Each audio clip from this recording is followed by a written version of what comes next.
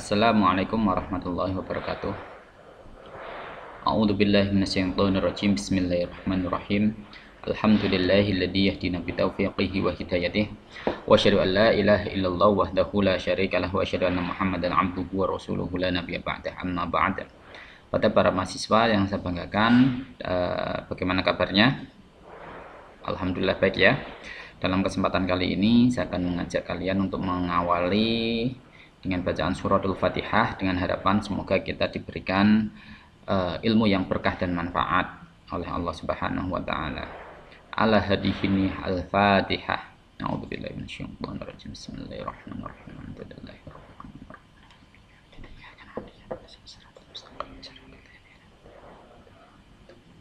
Oke. Nah, dalam pertemuan ini saya akan menjelaskan terkait dengan isu khilafah. Karena isu khilafah ini setiap kali ya ketika menjelang pemilu misalkan itu akan selalu muncul ini pilnya dan isu khilafah ini sudah menjadi isu transnasional, jadi tidak hanya di Indonesia. Nah, karena konteksnya ini yang sudah sangat luas ya, karena menyangkut isu transnasional, maka saya memfokuskan pada kasus di Indonesia. Nah, dalam kesempatan kali ini saya mengemukakan terkait dengan tulisan saya yang diterbitkan di jurnal Mutawatir pada tahun 2018. Tulisan saya berjudul Hadis Khilafah dan Relasinya Terhadap Kontestasi Politik Hizbut Tahrir di Indonesia, atau kalau singkatnya HTI, pasca Perpu nomor 2 tahun 2017. Jadi setiap kali terjadi krisis politik, terutama kalau dalam konteks Indonesia ini menjelang pilpres, isu-isu khilafah ini akan selalu muncul. Ya, terutama tahun 2019 kemarin ya, 2019 kemarin itu memang sebelum 2 tahun sebelum itu pemerintah sudah melengsarkan atau menyetop izin peredaran dari HTI itu sendiri. Namun bukan berarti ketika Perpu nomor 2 tahun 2017 itu kemudian diluncurkan oleh Presiden, kemudian HTI itu kemudian lenyap begitu saja, tidak. Akar-akarnya ya untuk mengusung ide tentang khilafah ini akan tetap selalu muncul dalam kemasan-kemasan baru. Ya, kemasan-kemasan baru. Ya. Nah, kenapa kok ini menjadi penting? Ya, karena di Indonesia ini memang sedang terjadi krisis ideologi, di mana ideologi Pancasila kemudian mencoba untuk digerogoti dengan ideologi-ideologi semacam Islamis. Bukan berarti saya menolak Islam, akan tetapi bagaimana ideologi yang sudah menjadi kesepakatan bangsa Indonesia ini kemudian diganti dengan ideologi model khilafah. Bagaimana mungkin? Nah, ini kita mencoba untuk menggali bagaimana sebenarnya kontestasi perpolitikan, khususnya wacana tentang khilafah dalam konteks politik di Indonesia. Nah, konteks politik di Indonesia ini, isu khilafah itu akan selalu muncul. Pernah ini pada masa SBY itu muncul semacam kampanye besar-besaran di Gelora Bung Karno. Mereka sepakat untuk mendirikan negara Islam berdasarkan khilafah al-Islamiyah ala minhajin nubuwah. Ini yang kemudian digelurakan oleh mereka. Nah, hingga pada akhirnya mereka akan dibubarkan atau bubar sendiri ya. Tapi kalau menurut Pak Mahfud MD saat itu, pembubaran dia itu bukan karena pemerintah ingin melenyapkan HTI itu, tidak, tapi karena status izinnya yang sudah kedaluarsa yang tidak diperpanjang. Sekalipun masih banyak isu-isu yang di belakang itu ya, tapi isu yang paling dimunculkan dari ahli hukum yaitu terkait dengan izin peredaran organisasi itu sendiri. Nah, itu dari kontroversi HTI itu di situ. Nah, jadi HTI ini sebenarnya didirikan oleh Taqiyuddin An-Nabhani ya, Taqiyuddin An-Nabhani. Jadi dia itu ya tangan kanannya kelompok IM, Ikhwanul Muslimun. Nah, Ikhwanul Muslimun yang berangkat dari Mesir, ya, dari gagasannya Hasan al-Banna. Dan saja IM sendiri itu, ya, itu mengalami pecah kongsi. Satu sisi dia mengarah pada kelompok militan, ya, yang satu dia menggunakan model tarbiyah pendidikan. Nah, kalau model militansi militer ini akan lebih mudah dilacak oleh rival-rivalnya, sementara model tarbiyah ini malah justru terkadang rivalnya juga terlibat. Model-model tarbiyah. Nah, yang model-model tarbiyah itu seperti apa, Pak? Ya, kalau di Indonesia ya sekolah-sekolah yang membawa nama-nama entah itu nama sahabat lah atau membawa nama IT lah, kan begitu. Nah, itu kan tangan panjang mereka. Nah, sementara yang menggunakan model gerakan-gerakan militansi militer, ya itu model-model kayak kalau di ada kalau di mana di Afghanistan, ya itu ada semacam kelompok Taliban dan kawan-kawannya, ya sekalipun haluannya berbeda, tetapi mereka sama-sama mendorong untuk terwujudnya negara khilafah ala minhajin nubuwah itu sendiri. Jalurnya beda-beda. Nah, HTI ini didirikan oleh Taqiyuddin An-Nabhani dengan mengambil jalur militansi militer. Ya, otomatis dia akan mengedepankan pada persenjataan, perang senjata. Di situ. Nah, ketika masuk di perang senjata ini kemudian pecah juga. Ada yang memang dia anti terhadap pemerintahan, dia itu menjadi pihak oposan, ya. Tapi di satu sisi ada yang mencoba untuk masuk ke wilayah kekuasaan, namun nanti akan merongrong melalui kebijakan-kebijakan yang diwujudkan. Nah, ini ada. Nah, di situ. Nah, jadi ketika dia mencoba untuk menggelorakan khilafah Islamiyah, ya dalam bukunya itu, ya, saya pernah itu meneliti tentang itu, sempat saya download sumber-sumber rujukannya di website HTI itu, Hizbut Tahrir. Itu semuanya sudah diterjemahkan dalam bahasa Indonesia itu. Tapi saya juga memiliki buku aslinya, buku yang ditulis oleh Taqiyuddin An-Nabhani berbahasa Arab, begitu. Nah itu, jadi akan berbicara terkait daulah, ya daulah Islamiyah, daulatul Islam itu bagaimana, nah, gitu. Jadi ada beberapa langkah yang mereka lakukan secara hierarkis itu, yang mungkin akan ditiru oleh kelompok HTI itu. Yang pertama taskif, ya taskif. Jadi disinilah kemudian mereka membina atau melakukan pengkaderan atau kaderisasi terhadap militan mereka, kader-kader militan mereka, ya dengan cara mendoktrin tentang keislaman. Setelah itu mereka bertafa'ul, interaksi. Nah, jadi dia melakukan berinteraksi dengan masyarakat lebih umum. Nah, baru tahap selanjutnya adalah istislamul hukum. Jadi dia akan menerima kekuasaan. Dalam arti dia menguasai kekuasaan itu. Karena dengan itu mereka akan bisa mengatur umat Islam seluruh dunia. Versi mereka seperti itu. Lah, dalam kampanye terkait dengan HTI ini kelompok-kelompok HTI sering menggunakan hadis untuk dijadikan sebagai dasar legitimasi. Nah, disinilah terjadi politisasi hadis tentang khilafah. Hanya ada satu hadis yang sering digaungkan oleh kelompok khilafah tadi, ya. Ya, ini semuanya, ini data-data ini, ya, yang saya sampaikan ini, ya, ini ada di dalam kitabnya kelompok HTI. Bahkan dia menjelaskan al-khalifah wal al-imam al-a'dham al-qa'im bi khilafatin nubuwah fi hirasatid din wa siyasatid dunya.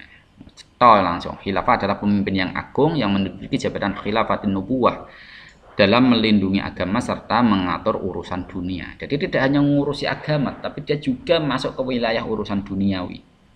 Nah, itu dijelaskan di bukunya, ya, di bukunya. Lah, Konsep-konsep khilafah ini ya ini sebenarnya malah mudah diterima oleh kelompok-kelompok muslim urban ya, muslim urban, muslim yang ada di perkotaan. Ini malah justru laris manis ideologi tentang itu. Makanya baik, sangat subur sekali mereka. Nah, hadis-hadis yang sering digunakan tuh mana ya, saya masih di bawah ini. Pokoknya di dalam data-data ini saya menjelaskan beberapa alasan kenapa HTI itu harus didirikan.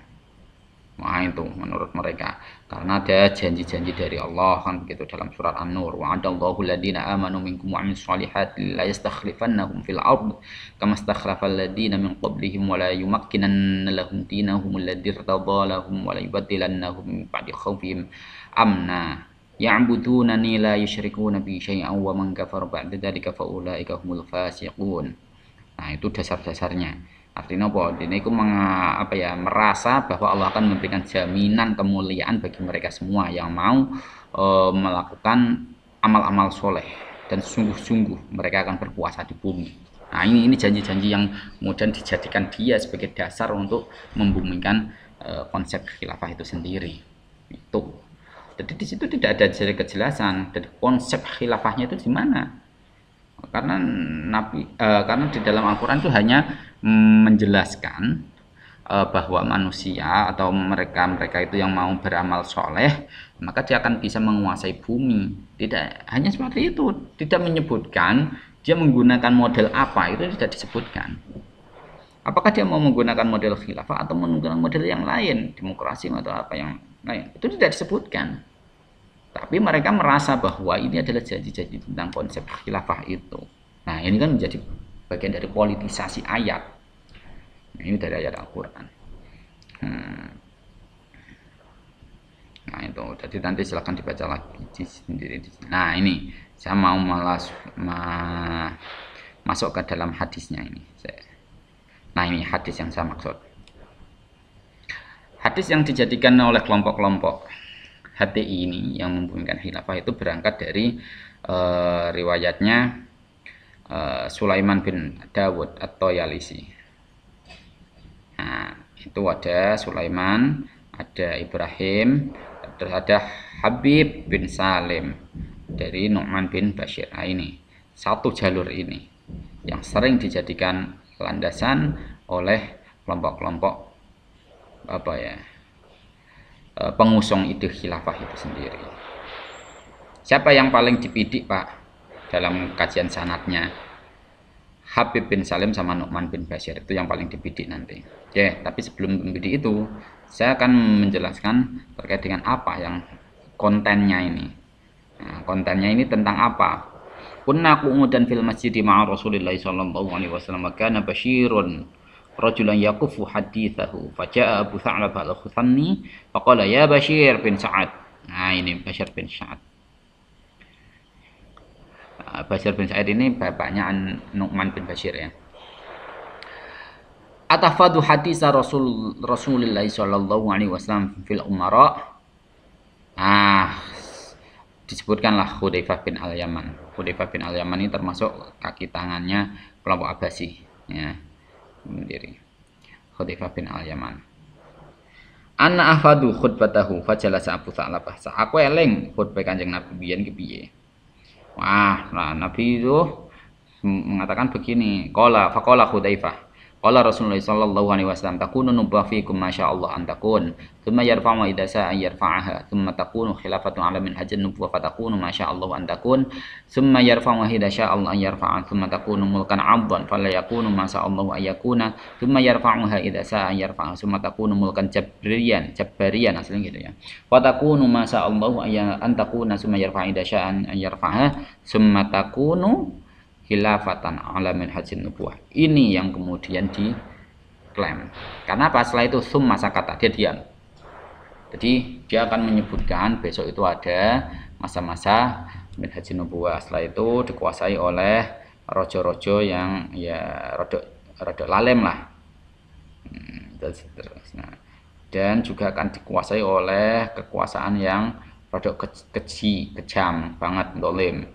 Terakhir ya Jadi setelah raja diktator itu umat Islam akan dipimpin oleh masa yang namanya al-khilafah ala minhajin nubuwah. Nah, ini mereka menganggap bahwa al-khilafah an-nubuwah ini dijanjikan oleh Nabi. Sementara hadisnya hanya tunggal, ini nggak bisa ditemukan dalam yang lain.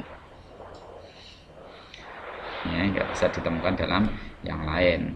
Oke, mungkin kalau kita mengikuti madhab Syafi'iyah, hadis ahad itu bisa diterima, tapi ada catatannya. Catatannya apa? Terkait dengan masalah ubudiyah. Ini kan masalah siasah. Masalah di situ, masalah siasah. Kira-kira bisa diikuti apa tidak? Kan begitu. Nah, kalau terkait dengan masalah siasah, ya kita boleh memihak, mau mendukung terserah, mau tidak juga terserah, kan lebih baik kan begitu ya. Jadi ketika ini bagian dari hadis ahad, ya tanggo ya kena ora ya kena kan. Nah, tapi ternyata dalam kritik hadisnya ini ada beberapa orang yang ditembak. Jadi hadis ini diriwayatkan oleh Ahmad bin Hanbal. Imam Hanbali ini termasuk orang yang sangat-sangat berpegang teguh pada teks hadis. Jadi hadis-hadis yang mungkin menurut orang lain itu tidak terlalu kuat, maka ketika di tangan Imam Ahmad bin Hanbal itu sangat kuat, bisa dijadikan sebagai pedoman. Maka dalam hal ini Imam Hambali, ya, Ahmad bin Hanbal ini termasuk muhaddis sekaligus sebagai pendiri madhab Hambali yang cara berpikirnya sangat tekstualis, apa adanya teks. Nah, itu. Yang kedua, melibatkan Hudzaifah bin Al-Yaman. Dan ini termasuk orang yang menolak kekhilafahan Utsmani. Sayyidina Utsman maksud saya, bukan Utsmani. Dan menganggapnya telah merebut hak-hak Ahlul Bait. Jadi dia ini memang loyalis dari kelompok Abbasiyah ya, dari kelompok Abbasiyah yang kebetulan saat itu membangun afiliasi dengan kelompok-kelompok Syi'i yang mendukung kelompok Ahlul Bait. Jadi kelompok Syi'i saat itu mendukung kelompok Ahlul Bait. Ya, dia berusaha untuk menjadikan bahwa Ali dan keturunannya inilah yang benar, layak atau berhak untuk menduduki posisi kepemimpinan. Maka disinilah kemudian Hudzaifah bin Al-Yaman ini disebut sebagai perawi dari kelompok Syi'i. Ada unsur-unsur tasayyuh di sana. Hudzaifah bin Al-Yaman. Terus yang kedua terkait dengan Habib bin Salim. Habib bin Salim ini termasuk orang yang dimerdekakan oleh Nu'man bin Bashir. Ya. Nu'man bin Bashir. Jadi ini sebenarnya dia itu budak. Lah, awalnya dia itu sebagai budak, kemudian dia dimerdekakan karena apa? Nah ini, karena apa ya ibaratnya, dia itu sebagai penjilat nih corongan. Dia itu memberikan informasi kepada Amirul Mukminin yang saat itu, ya ketika sang raja sedang mengalami krisis dalam mengelola negaranya itu tadi. Lah, Habib bin Salim itu termasuk orang apa ya jenisnya, orang-orang yang bermasalah dalam kajian hadis. Termasuk Imam Bukhari itu menilai dia itu fihi nadhar. Fihi nadhar ini masih menjadi tanda tanya besar. Nah, kayak gitu. Nah, jadi tapi ketika seorang perawi hadis itu dinyatakan sebagai fihi nadhar, maka di sini ada kemungkinan besar ditolak, di-reject, tidak diterima. Maka Imam Al-Bukhari sendiri tidak mau meriwayatkan dari tadi Habib bin Salim. Terus kedua ada terkait dengan Sulaiman At-Tayalisi, yaitu sebagai mudallis, pemalsu hadis. Catatannya itu, jadi jangan-jangan tentang konsep khilafah ini adalah hadis buatan, hadis palsuan, hadis KW yang kemudian diciptakan untuk menjilat tadi. Nah, ini yang dilakukan oleh Hudzaifah bin Al-Yaman saat itu.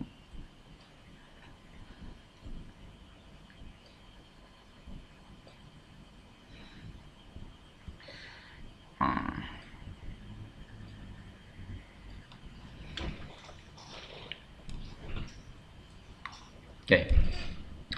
Hadis-hadis tentang Hudzaifah bin tentang khilafah ini memang menjadi masalah besar karena ada beberapa perawi yang memang dikritik habis. Seperti tadi ya, ada Habib bin Salim sama siapa? Maaf.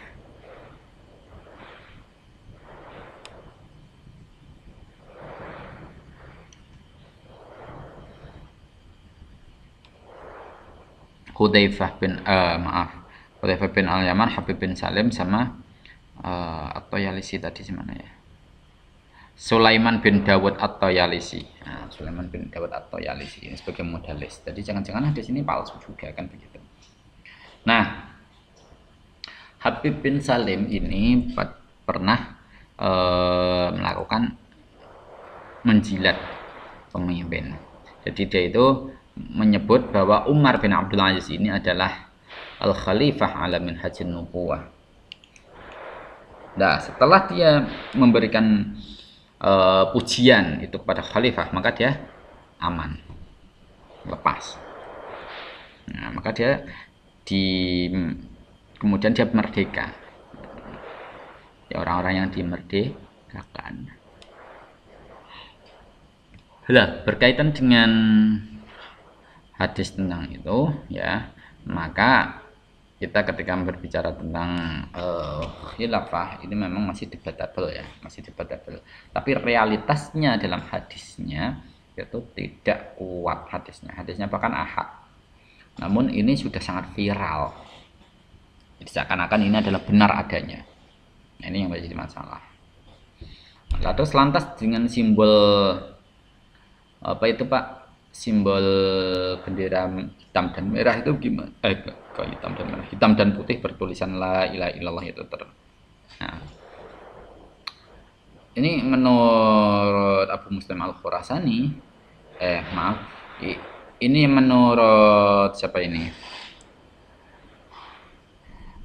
Ibnu Katsir, itu bendera hitam yang diceritakan dalam hadis tentang khilafah itu bukan merujuk pada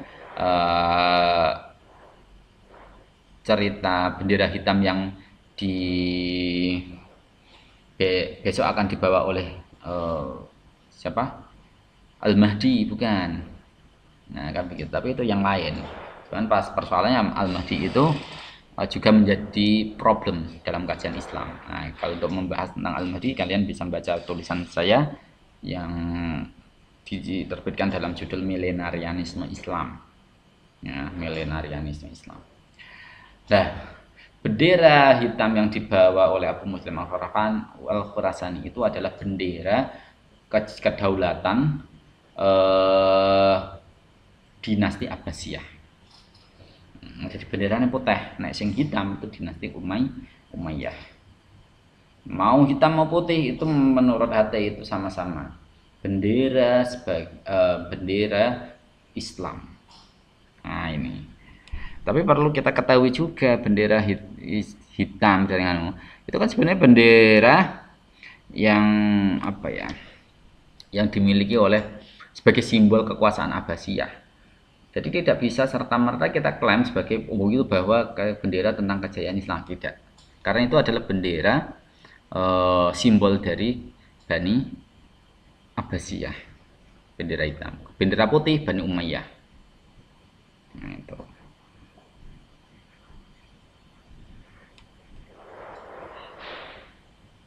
Jadi masing-masing itu mengklaim bahwa bendera-bendera yang dibawa oleh kelompok-kelompok HTI ini sebagaimana dalam narasi hadisnya adalah bendera Rasulullah, bendera lewat. Kita harus berjuang seperti ini, seperti itu. Nah, itu yang terjadi. Nah, itu terkait dengan khilafah ala minhajin nubuwah. Jadi nanti kalian bisa pelajari lebih lanjut dalam tulisan saya ini, ya. Nanti saya share juga terkait dengan ini. Pokoknya intinya dalam kajian tentang khilafah ini dia memiliki kelemahan epistemologis, ya, kelemahan epistemologis. Karena sekalipun pengusungnya lah itu menganggap ini bagian dari ajaran Islam, tetapi fakta sejarah ternyata hadis ini hanya hadis ahad, gak ditemukan sama sekali yang lain. Itu pun dari satu jalur. Kan, jadi satu jalur. Nah itu. Oke, itu yang dapat saya sampaikan. Nanti kita bisa diskusikan lebih lanjut ke dalam forum diskusi. Mari kita akhiri dengan bacaan hamdalah bersama. Alhamdulillahirabbil alamin. Untuk tugasnya segera diselesaikan. Terima kasih. Akhirul kalam. Wassalamualaikum warahmatullahi wabarakatuh.